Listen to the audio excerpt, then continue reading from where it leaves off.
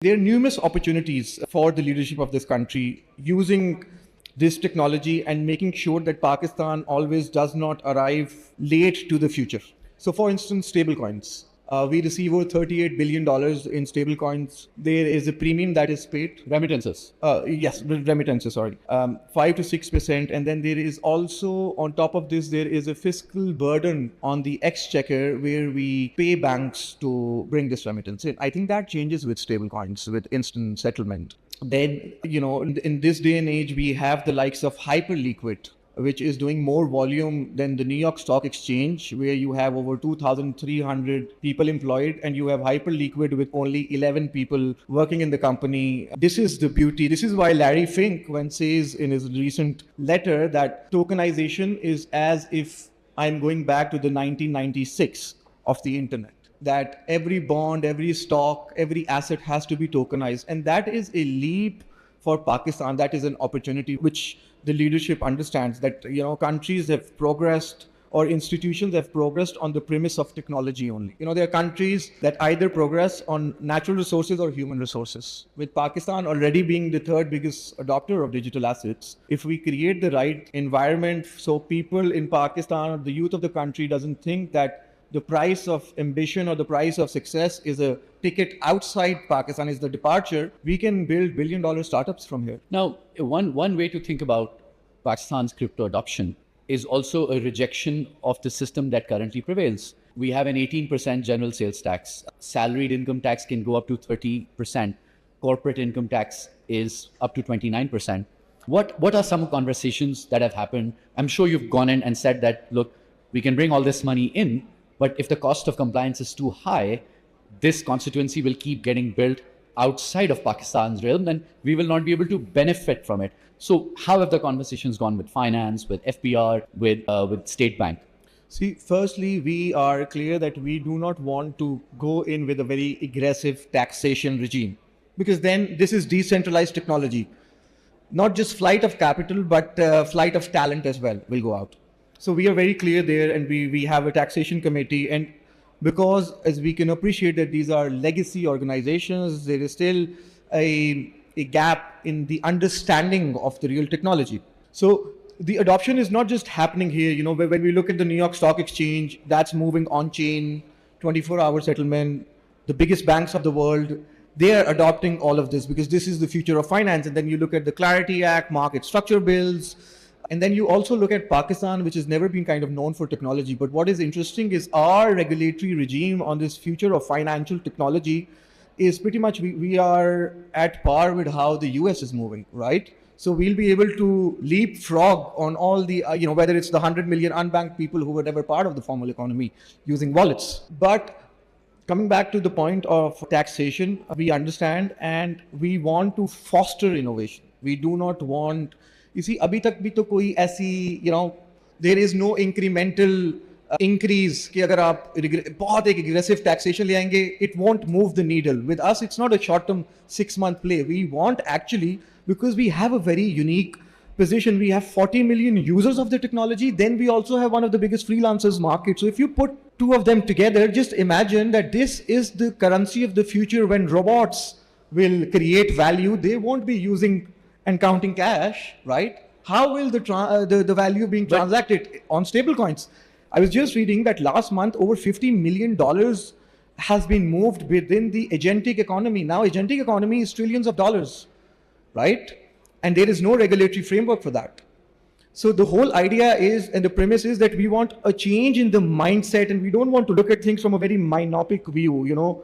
There is, of course, an opportunity cost, which if as a state we need to bear by acknowledging stablecoins and allowing some sort of comfort to people to bring back money or at least declare and then to build on it, because trading is just a very small part of the whole technology. अभी आप मुझे बताएं कि पाकिस्तान में कितने tax payers हैं?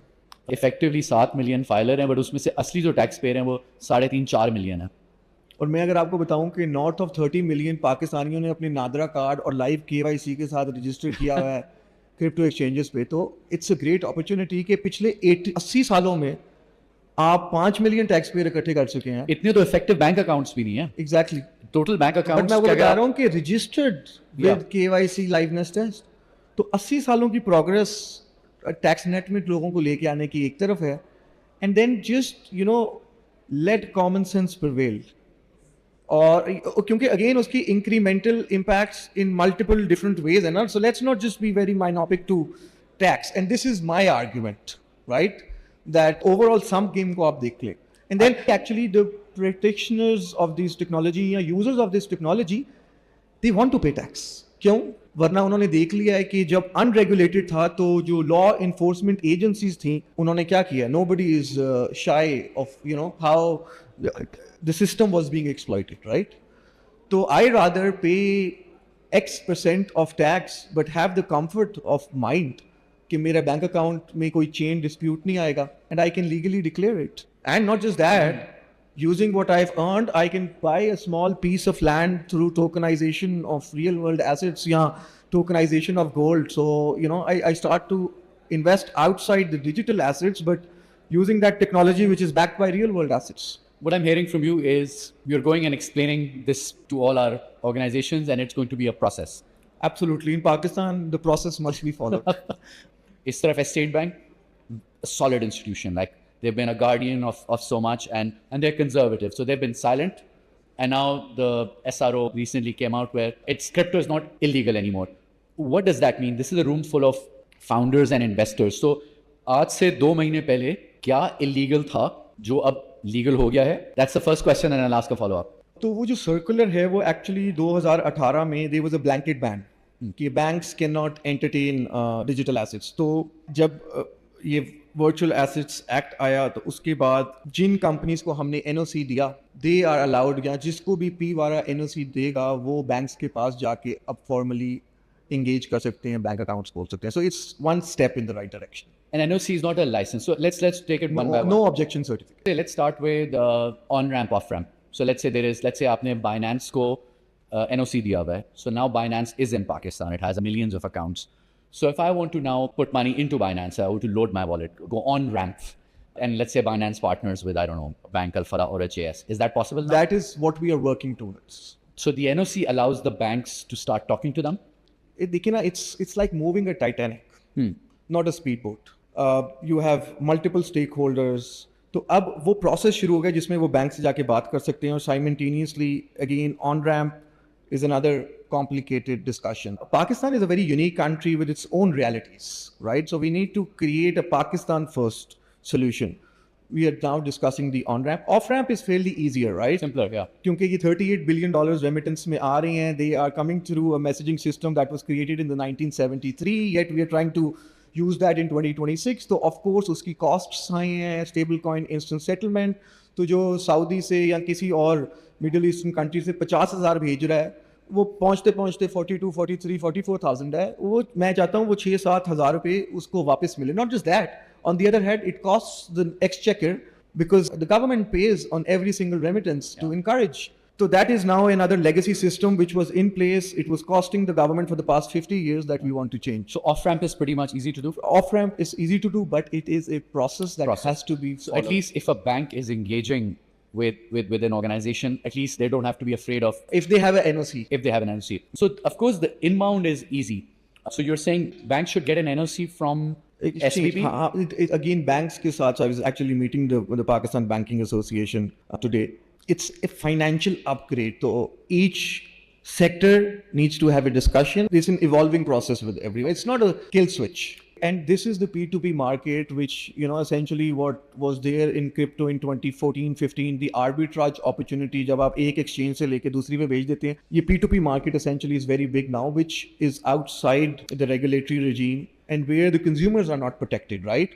And this is what we want to finish, कि इसको हम खत्म करें और through banks actually on-ramp करना शुरू करें. But banks का तो in a way financial incentive नहीं है to really encourage both on-ramp, off-ramp, because of course they earn handsome fees and government incentives.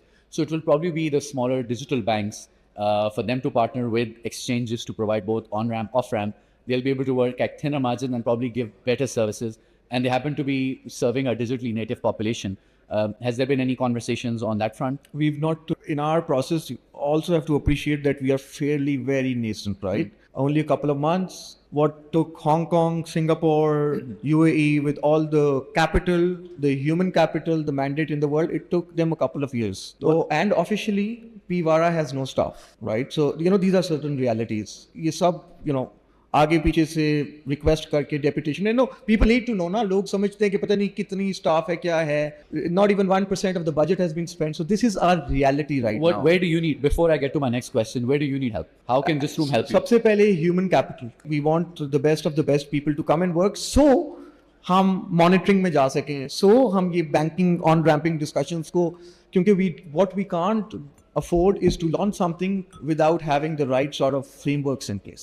Makes sense. So please, guys, PVARA needs talent. I'm sure technical talent, relationship talent, bankers who want to come on this side. What about real estate and both sides? एक तो जो government की जो records हैं, उसको tokenize कर दें. That makes it so easy. Fractionalization, ease of transaction.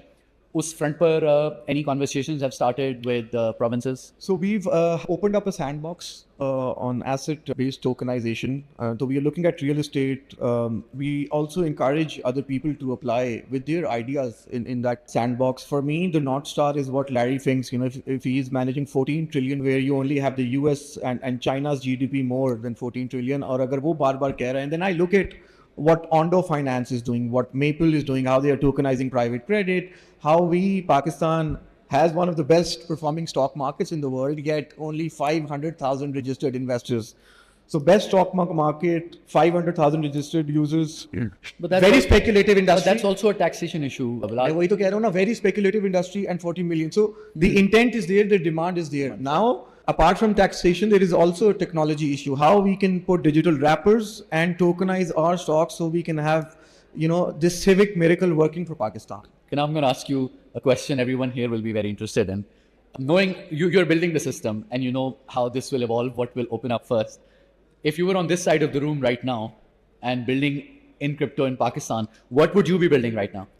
You see, I think one of the reasons why things moved so fast was because I've always been on that side of the room, trying to fail, trying to build. So if I was to build now, I would look at different verticals, which is, of course, the remittance corridor. There are more unsexier things like compliance, KYC around the Pakistani realities, but build around the remittance corridor, the freelancer economy, and then, of course, tokenization as well. And then actually, use this enabling environment. You see, Pakistanis, unfortunately, has always been adding to other people's balance sheet, right? Because it's been lack of access, the story that we've told ourselves. But now is with blockchain and AI, it's a very unique situation where why can't Pakistanis build the HyperLiquid of the world, or DeFi is such a space where you don't necessarily need to have that traditional mindset. If you are building something in the blockchain arena, money is the last thing you need to worry about. And as the crypto audience is actually, it loves to experiment, and they are the first movers. So talking about the crypto audience, now typically crypto bros are associated with those Bentleys with a big B and then the gold B necklace and so on and so forth. But as Bloomberg puts it, you're the most interesting crypto bro in the world, where Bloomberg says that, how Pakistan's position in the world has emerged and what we could not have imagined where we are today 6 months earlier.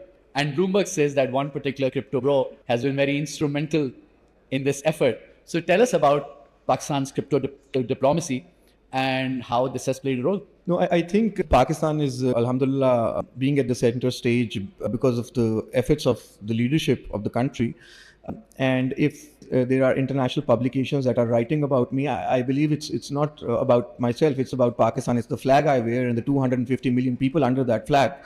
And I think what is happening right now is, historically, Pakistan has been seen from a certain lens point. We've never been seen as leaders in technology. But what is historical and what has changed is perhaps digital assets is a new topic. Traditionally, we have been takers of technology, takers of policy.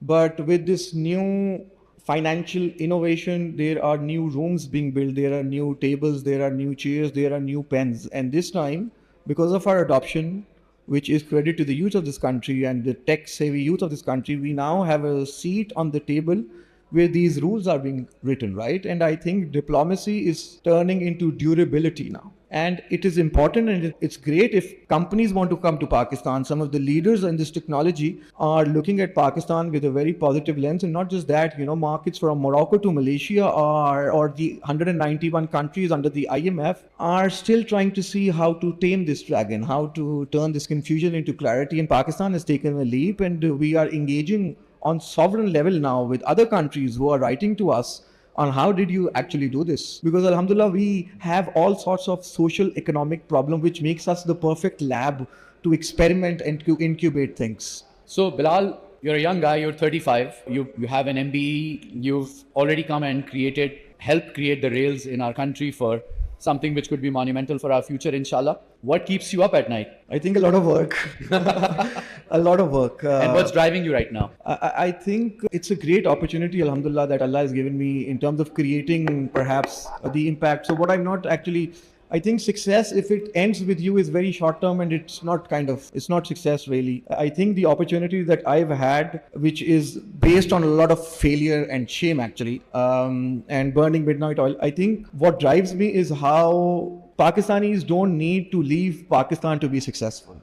And again, using these nascent technologies, because history tells us again and again that countries and colonies have progressed based on technology. How can I play my humble part in being a student of the technology? So I am learning whatever is happening and then translating that and putting that and bringing that back in our country, so that somebody in Karachi or a young person in Peshawar or Lahore just doesn't feel like that, they can't do it. We need to tell a different story to our generation that, why is it that financial empowerment and financial muscle, why is it only for the Western economies? I think even in our religion, we should not be shy of. And if there is actually money on the table for the world, Pakistanis should pick it up. We should take advantage of that.